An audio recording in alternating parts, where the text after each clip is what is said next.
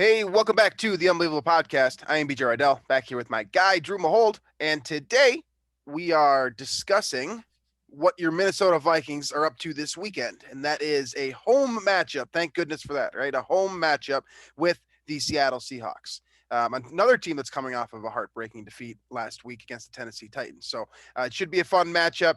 Obviously, this is, every week, with every passing week, it becomes more and more important for the Vikings to get on the right side of the win-loss column. And this might be an opportunity to do so. I don't know if Tennessee is as strong, or excuse me, if Seattle is as strong as we thought they were going to be coming out. They're a 1-1 football team right now, but they have some more concerns than I think we had with the Cardinals last week. And at the same time, it's a similar situation. So, facing off against a mobile quarterback with a big arm. So some things that you could probably carry over to this week as well. So we'll discuss all of that.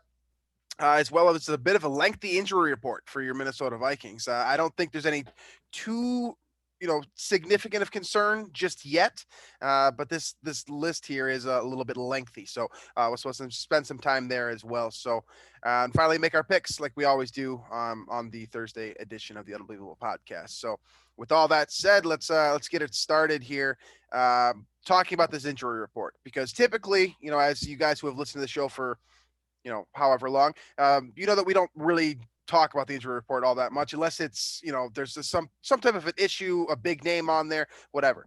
Now, what makes this interesting is that it's a long injury report, right? Like there's a lot of big names on here, but most of them are limited. And Dalvin Cook, the only DNP, I believe it was reported earlier that he is expected to play this week. So no any large concern, but Anthony Barr is going to be limited. Rashad Breeland's been going to be limited. We also have seen him leave the field on a number of occasions the last couple of weeks. Christian Darrisaw, a positive note, will be limited as well. Everson Griffin limited after concussion. Eric Kendricks limited, and then finally Patrick Peterson limited. So Patrick Peterson is the new name on this list, of course, relative to last week. Of course, most of these guys were getting over stuff or missed time last week as a result. But kind of what do you make of the situation?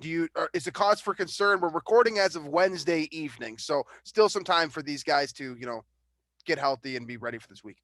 Yeah, I mean, nothing really jumps out at me. I guess what I'm more concerned about is, I think having Anthony Barr out there would be awesome. Even though Nick Vigil had, the big pick six last week and seemed to fit in nicely, at least in pass defense. Obviously having a player like Barr healthy and back would be great. Same with Griffin in terms of containing Wilson. Like these are guys you want out there. And then of course Peterson when it comes to defending those two dynamic receivers for Seattle. But the concern for me is more about what Zimmer had said today about Dalvin Cook. Or basically, they were asking him about, his status for this week and, what's the report there. And Zimmer essentially said Dalvin will, if he's able to play, he'll be playing. He makes us go. So we're going to use him a lot. I don't think that's verbatim, but that's kind of the tone that I received from that. And that's concerning to me just because of this whole philosophy of paying running backs. And it's just like, sure, you pay Dalvin Cook the money that he is asking for in that long-term deal, but then the trade-off of that is now you got to if this guy is going to get this money, you got to use him a ton, and that can quickly deteriorate a running back in the NFL. And so this is one of those scenarios where clearly he's banged up. He had his ankle rolled over last week by JJ Watt, right? Does he need to get 30 touches again this week or whatever it is? Does he need that type of beating every single week?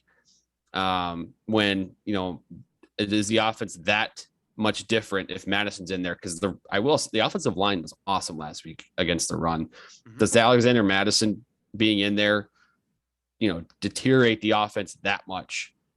I doubt it, but maybe I'm wrong. But point being, there's that whole kind of difference between if you pay the running back big money, you got to use him a lot, which then hurts his value long term because then he's getting way more wear and tear, which quickly decreases the life of his career. So anyway, I just wanted to make a point on that, and It's again why I'm against paying a running back a long-term deal like that, because it's this running back especially is one of those positions. You use it more. The more you use them, the kind of the smaller their career expectancy becomes. And Cook's already been a guy who's been hurt somewhat frequently, so I'm scared to see when that sort of drop off in his career takes place. It's kind of like buying a car, right? Like you buy a car, let's say that you pay 30 grand for that car. The second you drive off the lot, of course, you lose that huge percentage. So the second, you're paying Dalvin Cook, like you've committed to it. And then every injury kind of takes its toll, right? Every little dent, whatever. Yeah. And then eventually, if you're not a safe driver and you're running into cars and rear ending and the whole dent and what have you, you're careless with it, recklessly using it a lot per se, then that's going to hurt that value, and the value back that you receive from that is going to be, the ROI is not going to be as great. Yeah, it's a little bit of a contradiction. I feel like Colin Coward right now, though, so we should talk about something else. You look at what you were saying. Making the references to like real life situations. Yeah, exactly. You did mention Dalvin Cook. I think this is kind of an interesting point, and I think it is a factor this week as well, given the status of Dalvin Cook. How much of a drop-off, you kind of alluded to this, how much of a drop-off you'd have with Dalvin Cook out of the game and Alexander Mattison in the game, right? You pay Dalvin Cook all this money, obviously for his efficiency and that type of thing, but really the one thing that I think you truly lose from Dalvin Cook down to Alexander Mattison is that huge explosive play, like the 60-plus yard explosive play. I don't think Mattison has the getaway speed that Dalvin Cook does. Yeah, and I agree with that. I mean, 100%. So that's basically the difference. But in terms of like general efficiency, pounding out 4, 5, 6 yards every several carries, I think you still get that with Alexander Mattison. The difference is the home run hitter. Exactly. Type of. That's what you pay for in the NFL. There are, how many of those plays are there a year from Dalvin Cook? While they're awesome to watch and they're fun, there's probably 5 of those a year where he really hits that big home run that truly Alexander Mattison 100% could not repeat. Right. Now, those plays are significant, win percentage plays. I get that. Right.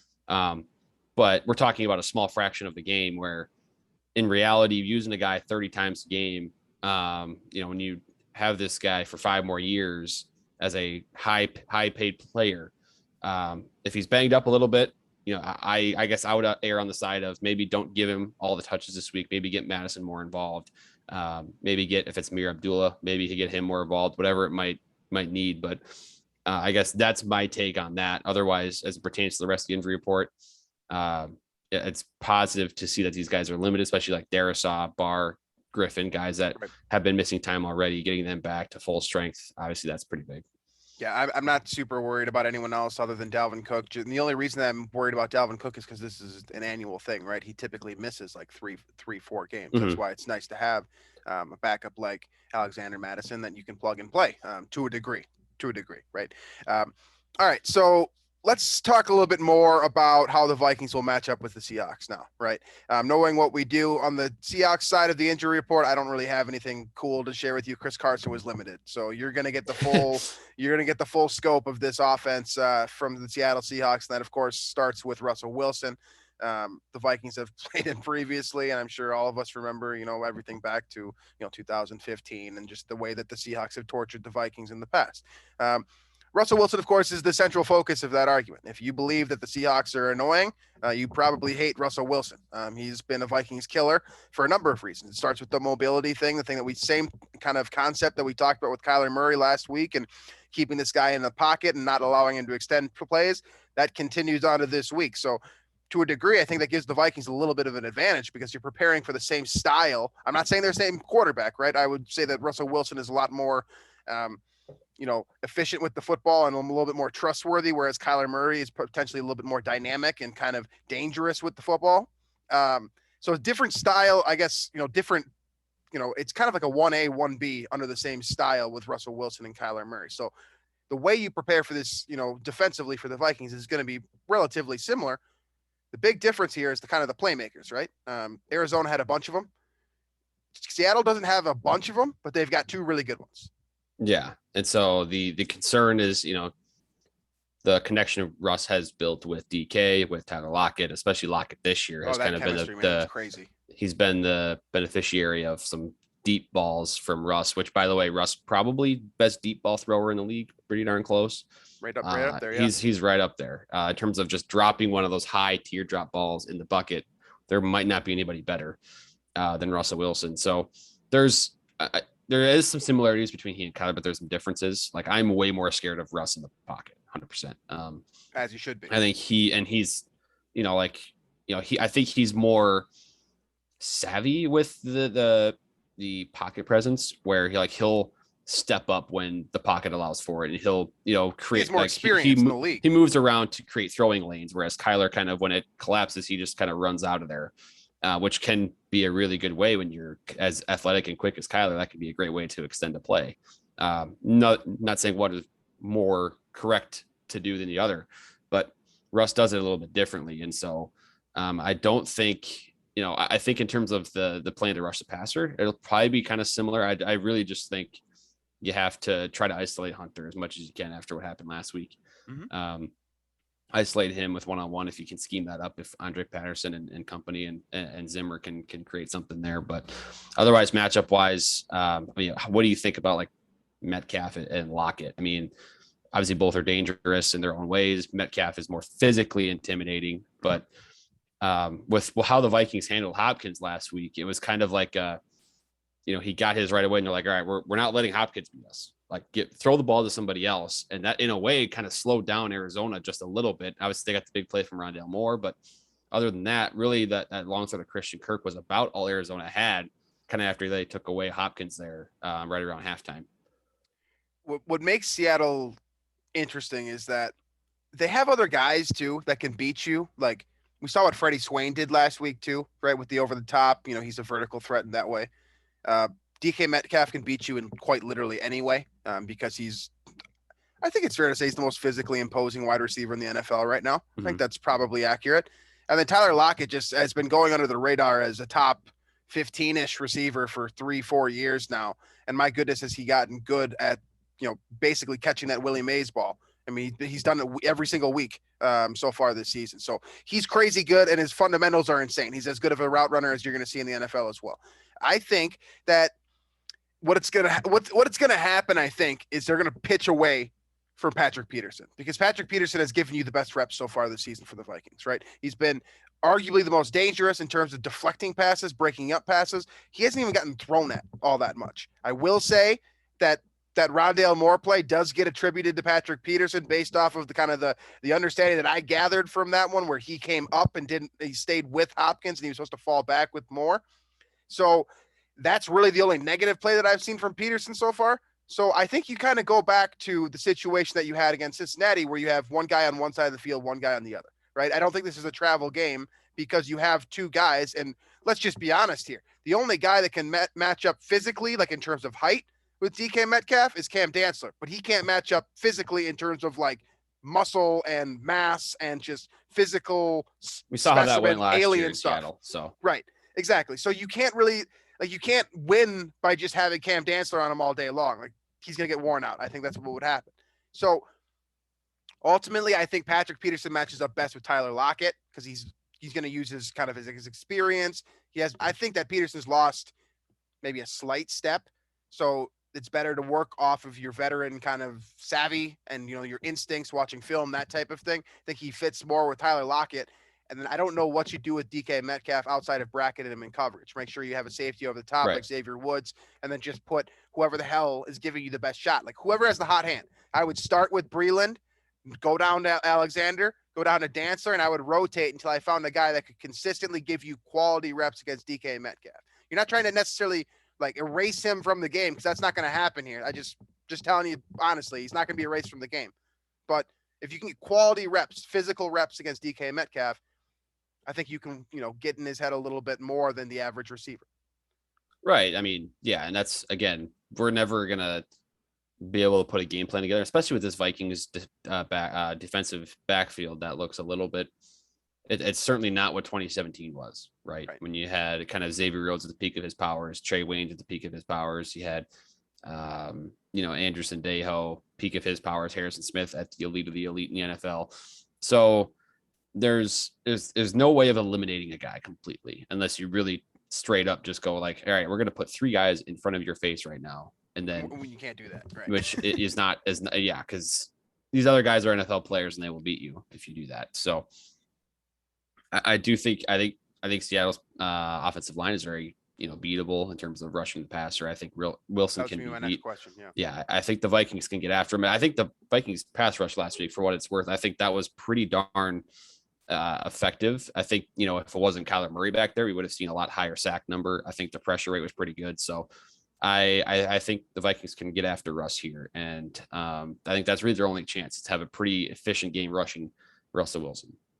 I think it's worthy of note here that while this defense does not have the efficiency or the pedigree or any of those things that you just mentioned with that 2017 team, I do think this is the first time since 2017 that this pass rush is getting both interior and exterior pressure on the quarterback. Michael Pierce has been great through 2 games. Dalvin Tomlinson has been filling his role. I think I haven't been super excited about him thus far. I was also, speaking of, Seattle, they run the ball a lot, and the first week was a little concerning based on how well kind of Joe Mixon was able to chunk up or get some yards efficiently. I think they did a lot better job last week against Arizona in that regard. Whether it was defending the option or whether it was straight up defending James Conner and Chase Edmonds, I think they did a really good job there. And so that gives me a lot more optimism, because Seattle kind of has the same deal that Minnesota does offensively, where that's sort of the defensive minded head coach that's kind of old school and runs the ball a lot, even though the best philosophy of the team is probably to let Russell Wilson kind of just let it loose and throw it all over the yard. Pete Carroll still is kind of that old school philosophy: run the ball, give it to Chris Carson a ton, give it to Rashad Penny or Alex Collins and that whole backfield. And so the fact that the Vikings bounced back last week against the run, another reason for me to be optimistic about this one. Absolutely. Dwayne Brown and Danielle Hunter, that'll be a decisive matchup in this game. Dwayne Brown, of course, held out, just recently got paid. Danielle Hunter probably in a similar situation. You've got one good one-on-one matchup there, and then I think the rest of this, offensive line, I would say the Vikings have, a bit of an advantage there as well. I don't think that this is this is a situation where the Vikings are going to absolutely get crushed in the trenches again. I think they have an opportunity to win on both sides of the football as we'll get to, the defensive side of the ball here in a second. But as far as getting pressure on Russell Wilson, keeping him from doing those long plays, right? Those 6, 7, 8 second plays. I sound like a broken record because I said the same thing last week, but really I think that's the difference here, because I think that Mike Zimmer is smart enough to not have his guys set up in a situation where he's going to get hit over the top. He does not want to be the third team in a row to get the vertical touchdown by Tyler Lockett. I think the Vikings will protect against that, but my concern then is what happens underneath. How is Seattle going to adapt? Because Mike Zimmer is going to be playing zone to start. It's kind of hard to run, man when you have both Tyler Lockett and DK Metcalf. But if Russell Wilson gets into a situation where he's scrambling all over the place, all of a sudden you're kind of forced into that man-to-man situation where you have to spy Wilson. So it'll be interesting to see how this game develops. I think that the Vikings have a real shot on this side of the football, specifically if you're able to contain Russell Wilson. Just keep him under 250. The first half last year, they were really disciplined about it in terms of the way they rush the passer, but also they stopped the runner in early downs and forced them to kind of, in those long scenarios that the Vikings basically had against the Bengals week 1. That's kind of how the Vikings were able to get ahead of Seattle last year. If you remember, I think it was 13-0 in the first half. Mm-hmm. And it was because they got Seattle into those long situations. I don't care if you're Russell Wilson or Patrick Mahomes or whoever, 3rd and 10 is not easy against any defense. So getting, understanding that Seattle will probably run the ball early downs. They're just like Minnesota in that regard. And then from there, just containing and keeping the top on Metcalf and Lockett. And I think the Vikings will get enough chances to, like you said, contain the Seattle offense. And then from there, the Vikings offense hopefully can pick up where it kind of started last week and, another 30 points in this week, which we talk about as a routine thing, but the Vikings offense can put up points. I think that could be enough to win this week. Absolutely. All right. So let's talk about them scoring those points now here. Facing off against this defense, they do run a 3-4. So it's a little bit Sorry, they do. That's my bad. They run a 4-3, so it's going to be relatively similar in terms of defensive formatting, right? There's nothing crazy about this defense that Pete Carroll likes to run. In terms of pass rushers, that's my big point of emphasis here, is that I don't think Seattle has a guy that like one-on-one is just, you got to plan for him on defense. Outside of Bobby Wagner, right, who still remains one of the best inside linebackers in the game, but that's not a guy that you have to plan for. You just expect him to get 12, 13, 14 tackles. You got to keep an eye on him. I mean, in terms of like, but you don't move the scheme for him, right? Like Chandler Jones last week, you literally had to plan, all right, we're going to have the left, we're going to have Rashad Hill on him, and we're going to chip. The other Bobby thing is, Wagner's not like that. And then Jamal Adams is the guy that I wanted to talk about because he has this like Antoine Winfield role about him where he's going to blitz crap ton. He will be at the line of scrimmage a lot. It's almost like, when Harrison Smith was like in the box, 50% of the time or whatever it was in 2017, he's even more than that on passing downs. He'll be at the line of scrimmage. He'll blitz a lot and he's good at it. And so keeping an eye on him and making sure your protections are in line, everybody's communicating at the line of scrimmage is going to be huge because he'll be all over that line of scrimmage, and he will blitz very frequently and not afraid to force a fumble when he does hit the quarterback. So that's the one guy I would personally be very concerned about. Well, you have to be concerned with Jamal Adams in that way for sure, because he's definitely one of the best tackling safeties in the NFL, and he's, like you said, very good at creating turnovers, both in terms of forced fumbles and also interceptions to a degree as well. So he's definitely a guy that you want to know where he's at. I'm not as concerned with Jamal Adams in terms of being an actual safety, right? He's more like a weapon to me because he's not great in coverage. He's not great in coverage, straight up. Like I'm pretty sure he was responsible for last week. Or it was 2 weeks ago. He was responsible for a play over the top when he came in, gambled, right? Same type of thing that you were just talking about, where he does have a great sense of where the football is going to be, and he is definitely a playmaker. But he also gambles. Like, I don't want to put him on like Marcus Peters levels, where like you're literally like just ditching your coverage to go after the ball. But he will gamble, like, and he can be, an Achilles heel in that way. In the same sense that he can be a playmaker, I still think Jamal Adams he could hurt you too if he goes for that gamble. And we've seen him do that a number of different times. Now, I don't want to take away from the level of talent, but there is some execution things there that I'm not as concerned about as maybe the average person is with regard to Jamal Adams. I think Bobby Wagner makes you, what you have to be worried about with him is that he's going to cover kind of that central area of the field. Like, you have to be more concerned about those, those short routes, the slants, anything that's going to come back after about 8-10 yards. That's Bobby Wagner territory. He's as good at coverage and as good at recognizing where the ball is going as any linebacker, period. And he's been doing it for a number of years. So, he's dangerous in that way. So if you're going to have Adams in the box, that gives him more flexibility to work because Bobby Wagner can cover up some of these lapses. And we know that the Vikings have a tendency to check the ball down and try to run these dink and dunk plays sometimes. If you can go over the top, like, I think you have a real opportunity for exposure against Seattle if you can take shots over the top with Cousins, because they are going to play for that. They're going to come in on you, and Bobby Wagner is going to patrol that middle of the field. That's going to essentially try to take away from what Kirk Cousins loves to do, get him uncomfortable. So you have to try to get him comfortable from the get-go against his defense, I think. Yeah, and one thing, too, about Wagner, the guy reads screens better than really anybody. So I know the Vikings they'd always try to get that screen game going a little bit. Did it a couple times last week against Arizona, but that's another just element to that, too. Like, I know the screen game is certainly a part of the offense, getting Dalvin Cook touches that maybe aren't just your standard zone run. So that would be something I would be, you got to keep an eye on that guy for that, especially. But overall, this defense is very beatable to me. Obviously, Tennessee was pretty lackluster in that first half last week, and they still put up 33 points on this team. And Derrick Henry ran all over them. So in terms of the rushing offense, I think the Vikings could pick up where they left off. They had an excellent game blocking against the run last week against Arizona. Different front a little bit this time around, but with that zone scheme, it's not the power scheme, right? It's kind of that man-to-man. You find a man, you hit that guy.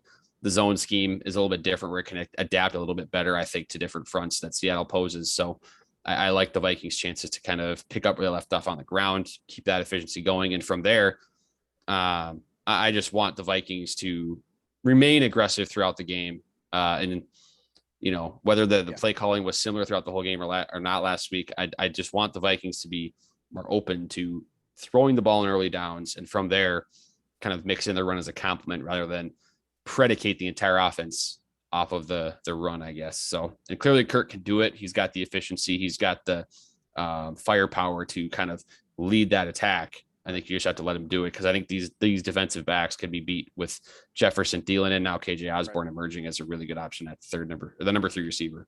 I think there's going to be kind of a tendency to be more inclined to run the football, especially after what Derrick Henry did in basically 2 quarters of play last week. I don't expect the Vikings to go away from that run first kind of mentality. I'm not saying that. I kind of wish they would abandon it a little bit, especially after what I had been talking about Dalvin's usage and how heavy that is lately. But I think this defense is beatable either way. I would prefer that they go with the passing route. It's just more efficient. And you have all those weapons out there and then use that really efficient run game as sort of the complement to it. Right.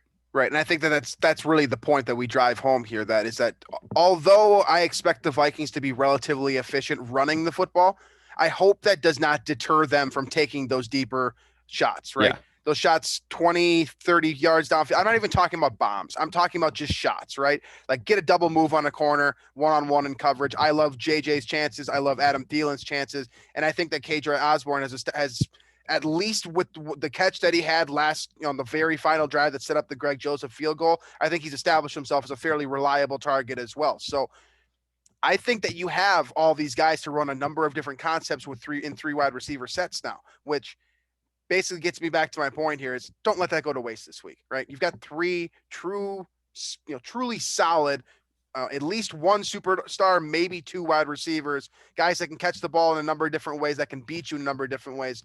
Let that fly. Like, give that a shot here because Seattle can score points too. And I think what Drew said before too about don't let up, don't take your foot off the neck. Like that's important this week in particular, especially with my trauma against the Seahawks. Like don't let them come back, right? Don't let them come back. If you get ahead, step on the neck. Like you got to end this. You got to end this game. You got to keep chugging him down, chunk yardage. You got to keep throwing the football. I want to see some cojones this week. Like I want to see Mike Zimmer going for it on 4th and 2. It's a thing. It's ironic that you bring that up after how the Vikings lost last year when they went for it on 4th down and didn't get it. But and to that point, though, like if they get that 4th down, game's over. Process was right. Exactly. So, and if they needed a yard, you get that 4th down, the game's over, and they win in Seattle. So we're talking about it. I mean, Seattle's very beatable. And I don't think I'm worried about that. And like I've said before, I feel a lot better about this game now than I did last week. So that was the last thing that I wanted to touch on here before we got into our picks and our pick for this game specifically is that I was thinking about what you said on the last show where you said, I feel better about this team after that loss than I did, 2 weeks ago, 3 weeks ago, et cetera. And I think that I thought about that this week. And I think that it's a fair point because the Vikings have now proven not that they're a Super Bowl contender, right? They have not. And that was never the expectation. That wasn't our expectation on the show. You guys know that. But they have proven that they can compete with seemingly just about anybody at this point in time because you're playing against an offense with Kyler Murray that is as good as it gets, essentially. So I think there's reason for confidence going to this matchup. I think this is an easier matchup on paper than last week against Arizona. I do too. So yeah.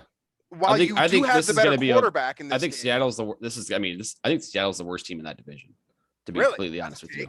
That's a take. Yeah. I think Arizona, I think San Francisco, I think the Rams are all better than Seattle. And now that division, with that being said, Seattle's better than 3 teams in the NFC North. Green Bay is probably the one team I take over them, but I still, that's my point is I think this, if the Vikings can come within a field goal of beating Arizona at Arizona, they can certainly win this game at home, being that these fans are probably going to be fired up quite a bit to be back at US Bank Stadium. And can't lose them early though. For once, that's true. But for once, it's the Seahawks dealing with Vikings fans versus the other way around for the last 4 years or whatever it was. All right. So all of that being said here, I think there's reasons the Vikings could win. And I think that we've also noted some reasons where the Vikings could potentially lose as well. I think this is going to be a close matchup. Do you ultimately foresee the Vikings getting away with one here and finally getting one in the win column? Or is this going to be, what type of game do you think this is going to be? This game's going to be a circus for one, because both teams have that tendency. If you look at their history, the last, basically in the Carroll and Zimmer eras, like both teams have a tendency for just crazy, crazy games. So I expect that in this game. And I'm going to simply go by kind of the law of averages here, where the Vikings have, in a way, they've had some pretty bad luck. I don't want to call it bad luck just to be that guy, but it's kind of been bad luck where they haven't won either of the games. So I'm going to kind of say the football gods give something back a little bit this week. The Vikings get that lucky bounce at the end of the game, and they do win at home this week against Seattle when, again, they're not favored, and probably not the better team, but I think they do get it done with the home crowd advantage this week. So I thought I was going to, when I picked Minnesota this week, that I was going to be kind of like going out on a limb here, but now you've kind of softened my blow. I also thought that too, thinking you would pick Seattle. So I'm going to take Minnesota this week as well. I think this game's going to be a lot closer than I think that, the recent trauma for Vikings fans suggests to us that it might be, right? Like I just said before, I think this is actually a better matchup for the Vikings on paper than last week against Arizona. And I do feel some level of confidence from the way they played last week, despite the way that it ended, right? We talked about a lot this week that if that kick goes in, I mean, this is probably a fairly positive week, like in terms of overall success for this football team. So I'm going to go off of that instead of the missed field goal. I'm going to go off of every positive that the Vikings showed last week. And I think that the difference here really is the home field advantage, because Vikings fans, are going to be, like you said, thrilled to be there. And if the Vikings can score a touchdown early on, I think they can control the tempo, because ultimately it comes down to the fan. How much of a fan interaction are you going to have? And if Seattle goes down and scores a couple touchdowns early, this is going to get out of hand, and it's going to be like a 38-14 game. But if Minnesota does what it did last week, or something relatively similar, scoring a touchdown on the first or second drive, getting on the board early in the first quarter, I think the fans get into it. I think the Vikings have a real shot to win this one. I'm going to bet on that. That's where my money's going this week. I'm saying Minnesota beats Seattle. I'll give them, I think it's going to be very close. So maybe like three. It'll be a circus. Like 3 and 5. I'm so convinced it's going to be just one of those super chaotic games. I don't know if my heart can take it again. Like after the last, like it's going to be the next level after what happened in Arizona. It's going to be nuts. That's just how these teams operate. Yeah, they kind of do, and that's unfortunate for us as fans, because the roller coaster ride has been going on for 2 weeks already. I just want to get off. But all right, let's get into the rest of our picks here. Thursday night's football game should be probably a skippable football game in terms of viewership. It's Carolina, who is a surprising 2-0. Facing off against Houston in Houston. You're going to get Davis Mills, his first NFL start. I'm streaming Carolina's defense this week, by the way, for fantasy. This should be entertaining if you're a football fan, a true football fan. But if you don't really care that much, or you don't have a fantasy player going, I think this one could be over quick. Yeah, I wouldn't watch. I'm going Carolina. Also, I'm going to steal this from the Pardon My Take guys. Mills Mafia time. Davis Mills is starting for the Texans without Tyrod Taylor. So, but there's no way he's gonna. I mean, the Thursday night football for your first start with like no time to prepare, it cannot be good. No, so this is going to be sloppy. I think Panthers probably win easily. And we've forgotten too that Houston is a bad football team behind the quarterback. Yes, like other than the quarterback, also very bad. So Carolina for both of us. All right, first one on the docket here sounds like a good matchup on paper in terms of defense. Right, you got Washington heading to Buffalo this week. Josh Allen hasn't really gotten on track just yet. Under 200 yards last week, coming off of a loss. They did get a W, not exactly against a great opponent. They didn't exactly, define that victory. But Stephon Diggs got into the end zone. They seem to kind of have the wheels turning a little bit more. They square off against Washington, who, of course, Terry McLaurin went off. You're starting to get some confidence in Taylor Heineke. Where are you going with this one? I'm taking Buffalo, but I'm rooting for Washington and Heineke because Heineke's really easy to root for, and I think that's certainly the underdog. So I'll take the Bills, though, for my official pick. Right. I'm going to take Buffalo as well. I think it's funny that this situation is like you want to root for Taylor Heineke. Josh Allen used to be that guy, and now we're rooting against Josh Allen for new kind of interesting. Can he be the next Kurt Warner? Like that kind of aura that Heineke is giving off. I think it makes them the more interesting team to watch and kind of the the fan favorite. But logically speaking, I'm taking Buffalo. I still think they're a Super Bowl contender despite the slow start out of the gate. So both of us in Buffalo. Next one here, NFC North, Chicago. They head to Cleveland. Baker Mayfield had a gutsy performance last week. I don't think it was a great performance by any means, but of course he throws, an important touchdown with basically one arm and then throws a block. So gutsy, gritty, all of the fun words that we like to say. They face off against Chicago, who did get a W against Cincinnati last week. And you officially get Justin Fields for his first NFL start. I was right about that. My process was wrong, but I got the correct point. It's kind of like when you solve like a math problem in school and you get points off for the process being wrong. Yeah, but the number was right at the end because you kind of, in a way, it was like a guess. Exactly, right. Yeah. I'm going Cleveland here. Rookie quarterback making his first start. Yeah. I think he'll make some cool plays that'll be like, oh, okay, here, Justin Fields is going to be good, but it won't be enough against the Cleveland team that's pretty loaded on both sides. Yeah, I still think Cleveland's also a Super Bowl contender, right? Like they've been a bit of a gun shy out of the gate as well, but I think that they get the W, of course, over Chicago. I'm interested with Justin Fields because we made the whole joke about being ready. Well, last week he did not look, quote, ready, right? Like not that at all. Pick six was pretty bad. It was it was kind of the Kyler pick that, when you just like you're staring at a guy running a curl route or a hitch route or whatever over the middle, and there's a linebacker right in front of him, and you somehow didn't see it. So we'll see. I mean, I would imagine Cleveland will throw quite a bit of different looks at Justin Fields, and that's why I kind of like Browns in this game. Yeah, they're also the more stable team too. Like in terms of just general efficiency, you take Cleveland all day on that. So I also just don't like Matt Nagy, so I kind of want him to lose. They're also in our division, so we want them to lose for that reason too. But also that's neither here nor there. All right. Next one here, staying in the NFC North, we're headed to Ford Field in Detroit. Lamar Jackson will be joining them with the Baltimore Ravens, coming off of the grittiest of the gritty wins this last week here. Took down Kansas City finally on his fourth try by 1 point. 1 point, and the most ballsy decision of the week in terms of coaching paid off. Detroit, on the other hand, not. They're still Detroit. They're still Detroit. So and I'm going Baltimore because of that. I don't need to say more. I mean, the Lions, I'm not picking the Lions, I don't think, all season. Yeah, it's kind of hard to pick them. Baltimore's the easy pick here. I'll slide that one in as well. All right, AFC South now. This one will have end of the year implications, I suppose. Indianapolis at Tennessee. Derrick Henry just came off of, just another ridiculous performance and kind of reasserted himself as being a guy that, quite possibly could rush for 2,000 yards again. On the other side, you got Indianapolis, who has two broken feet at the quarterback position. You don't even know if Carson Wentz is going to play yet, and Jacob Eason does not look great when he is on the field. Where are you going with this one? I'm going Tennessee, and I don't know if I picked Tennessee last week. I'm trying to remember if I did or not. I did end up betting them, which actually worked out for me. But I'm a big, I think the Titans they're still good. Them last week. They're still good. God, I've abandoned myself. I don't know who I am anymore. I'm going with the Titans though.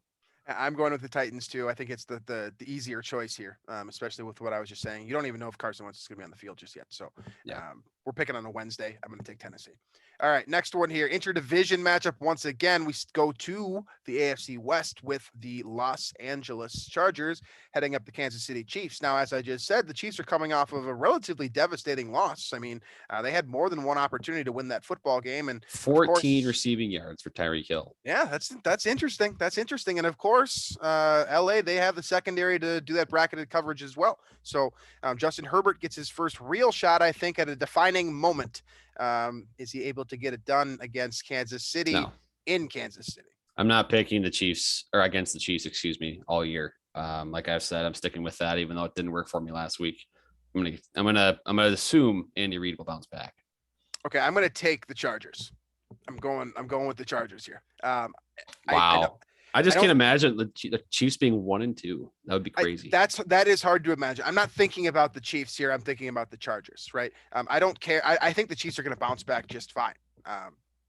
Honestly, they very well could win this football game, and they probably should win this football game.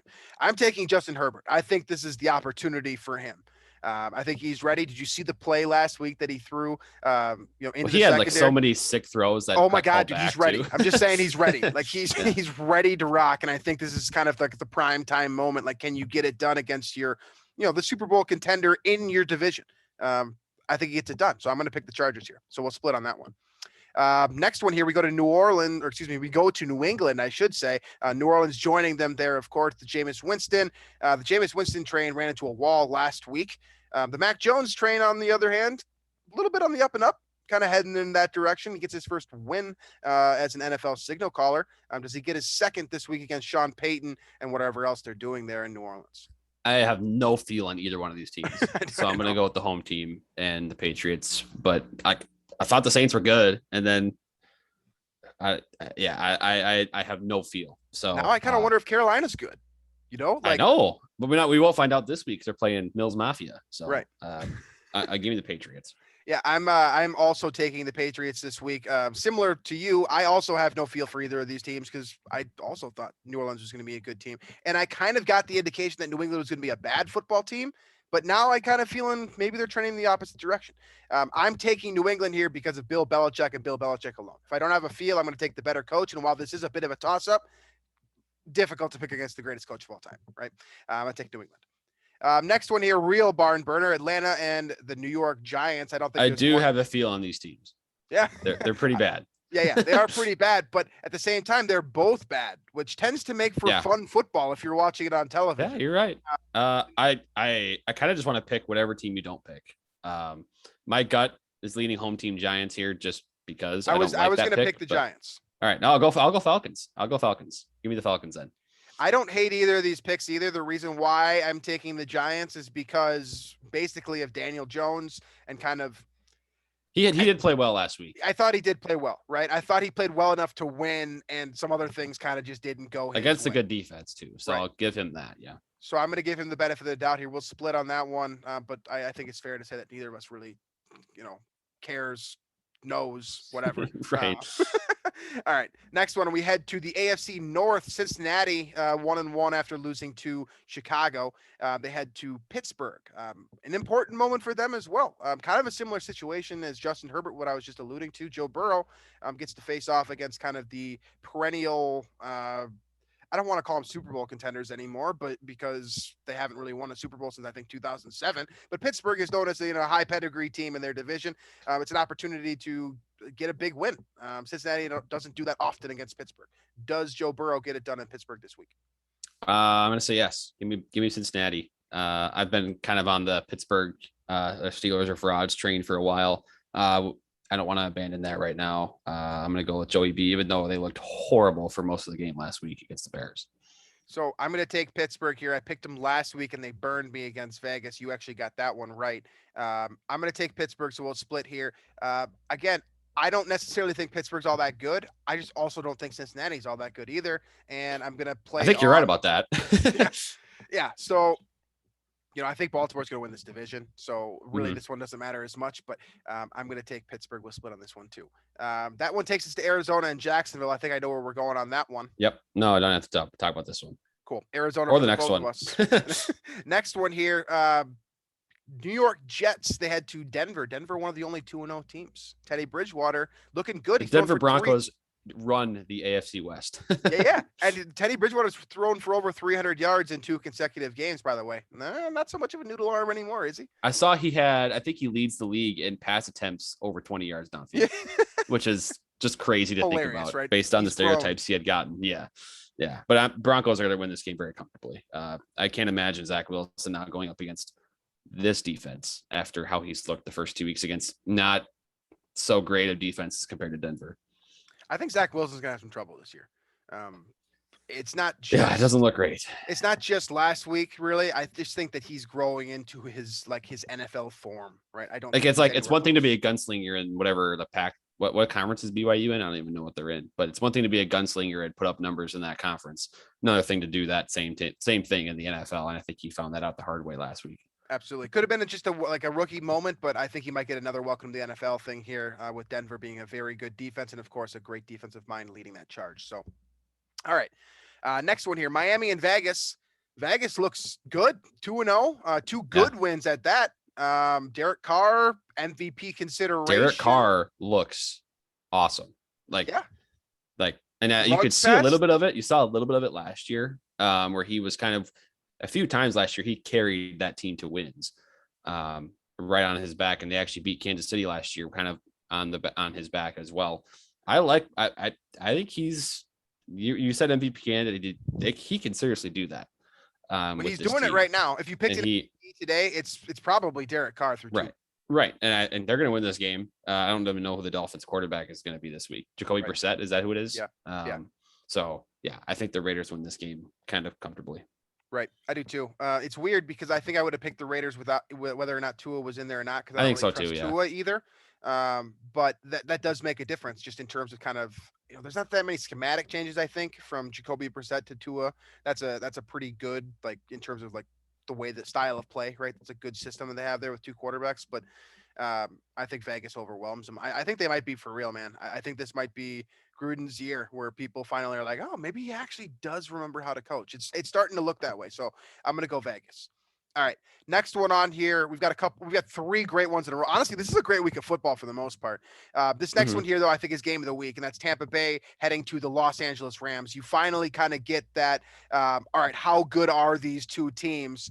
And you get them matched up against each other, right? Like, they're not just playing against a quality opponent, separate teams, right? They're playing head to head. You got Sean McVay, Bruce Arians going head to head. Tom Brady, of course, looks like he's lighting the world on fire. Matthew Stafford looks like a perfect fit in Los Angeles. Cooper Kupp, I mean, my goodness, how good of a game did he have last week? And then you've got the 3/4 headed monster in Tampa Bay. I know Antonio Brown might not be available, but you still got Evans, Godwin, and Gronk, who looks 26 again. This should be a great football game. Where are you leaning here? I don't really know where I'm leaning here. I think I'm gonna default go with the Bucks, but I really do think the Rams could be a good. I don't know what about the Rams. I just like, is Stafford that missing piece? Do we know that for sure? I think they stumbled a little bit out of the gate last week against the Colts before they kind of finally picked it up. I'll go with the Bucks by default, but I think it'll be a fun game. Yeah, so I was leaning Buccaneers here, but I'm okay going Rams. So I'm gonna take an opportunity here to try to get a win over you here. I'm gonna take the Rams, and this is stupid because I've said so many times on this show, never bet against Tom Brady. I'm not putting money on this football game. There's no chance in hell that I would do that. No, but I will take the Rams here because I think there's a real opportunity for them. It's that same thing at the Chargers, like the prove it game, I mean, how good are you? I mean, they've got maybe the two best defensive players in the NFL on the same defense right now, in Jalen Ramsey and Aaron Donald. That's different for Tom Brady. He has not seen that the past 2 weeks. He's going to get top coverage and he's going to get top interior pass rush. So we'll see how that plays out. I'll take the Rams. Drew sticks with Tampa Bay. That should be a really fun game. I'm excited about that one. Two left here, and I think these ones are not necessarily equally as exciting, but should be good football games. Green Bay faces off with San Francisco in San Francisco. That's gone well for them lately. Yeah, that's what I was just gonna say. It's the way we feel about Seattle as Vikings fans. I feel like is the same way Green Bay Packer fans feel about San Francisco and the 49ers. Now, I know it's more Colin Kaepernick than anyone else who kind of, traumatized them. They was it last year, 2 years ago. The NFC Championship game from a couple years ago, they got blown out in that regular season game. Kind of the same deal. I'm gonna pick Green Bay though.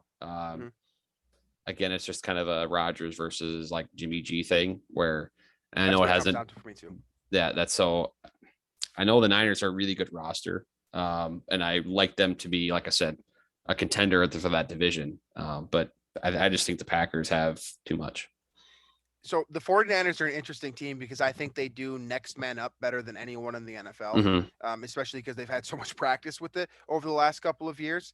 I'm going to take Green Bay here as well. It comes down to what you just said, Aaron Rodgers against Jimmy Garoppolo in terms of just scoring points. I think Aaron Rodgers has much higher potential against the 49ers defense than Jimmy Garoppolo does against the Green Bay Packers defense. On the other side of that, though, you've also just got, I don't know how they continue to run the ball effectively. I think it's got to end somewhere. You've got like 8 running backs out at this point. Like, I don't know. Kyle Shanahan is amazing, but at some point, like, you just run out of talent, man. Like, Did you see the guy they signed this week. They signed someone off of. He was in the XFL. What was his name? He's got the build of Derrick Henry. It's like Jock Patrick. He is 6'3", 240 pounds. Okay, I mean that from sounds Florida State. Sounds awesome. I don't know who that is, and that's kind of my point here. Is that when you've gone down so far down the depth chart, like I thought Eli Mitchell was going to be the guy all season long. I mean, Trey Sermon is out with a concussion. You've got Raheem Mostert out for the rest of the season. Right. I mean, that's the three guys that the fantasy analysts were telling you to pick, right? And there's like Michael Hasty, there's Elijah Mitchell. There's so many games. They just pick up guys off of the street and maybe it continues run the ball for us. But I'm going to bet against that. I'm going to bet that their luck finally runs out in terms of run efficiency. So I'm going to pick Green Bay as well. And then we wrap up the week on Monday Night Football. I know you guys are shocked. It's an NFC East matchup. You get two NFC East teams on this primetime matchup with the Philadelphia Eagles heading to the Dallas Cowboys. Should be fun. I don't think we got kind of the encore we were expecting from Jalen Hurts last week. I still like him a lot. I think he's a fun player. They did just use both of their Brandons though. Graham and what's the interior offensive lineman's name? Anyways, they lost two Brandons this week. Both of them started. Two Brandons. Yeah, very important Brandons. So. I'm buying Jalen Hurts though. Against Dallas this week. Against Dallas. And mostly that's because I like picking against Mike McCarthy and watching him be frustrated with his stupid face on TV. So I'm going with the Eagles in this one. So this is funny because I'm going to take Dallas. I have a vendetta against the Eagles. You have a vendetta against Dallas, just in general. So this is, a true. It's a vendetta game. True battle. Yeah, it's a vendetta game for us. Yeah, it's a vendetta game. I'm taking Dallas, not necessarily because I do think they're going to win. I think the difference is just the overall talent on the board. They don't have DeMarcus Lawrence, but they have more talent on their entire roster. I mean, we didn't think Philadelphia was even going to be competitive this year. We thought they could be like a 5-12 team. And maybe they won't, because they didn't look awesome last week. But right. They did dominate Atlanta in that game. And hey, maybe Dallas is good. I mean, they were close, played it close with Tampa. Mm-hmm. And, defensively were a lot better than I thought against the Chargers last week. So I don't know. I'm mostly picking this game out of emotion because I like watching McCarthy fail because it's funny. All right. That rounds out our week of picks here. I think that should be a great slate. I think it's fair to say that neither of us really have a great feel for any of these teams just yet. We did go 10-6 last week, so we were both cumulatively.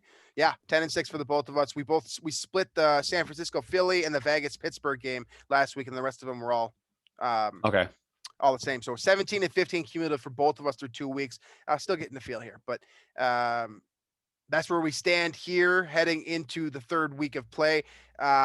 Any final thoughts, whether it's on the Vikings, anything we missed, arrows, omissions, anything across the NFL? The Ryder Cup's this weekend. Big golf event for all you golfers that like to watch golf instead of football. Like I probably will a little bit on Sunday before the Vikings kick off anyway. Of course. I did see, by the way, Team Europe. So it's being played in Wisconsin for those of you who don't know. Team Europe today. While interacting with the fans, they had special outfits or uniforms today that were made green and gold, and they were wearing cheese heads to interact, to kind of get the fans in Wisconsin on their side.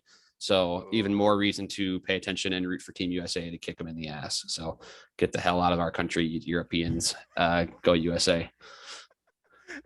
Well, that's a take. That got hot real quick. All right then. I don't have any bold thoughts or anything. Honestly, I don't have any interesting thoughts for this week at all. I know there's one person that listens to the show that actually is interested in golf, so I'm talking to that person. Absolutely. All right then. Well, that's all we got here. Thank you as always for listening. You can find us on iTunes, Stitcher, Google Play, Spotify, wherever else you listen to your podcast. If you prefer to watch the show, we will remain available on YouTube, so you can use that medium as well.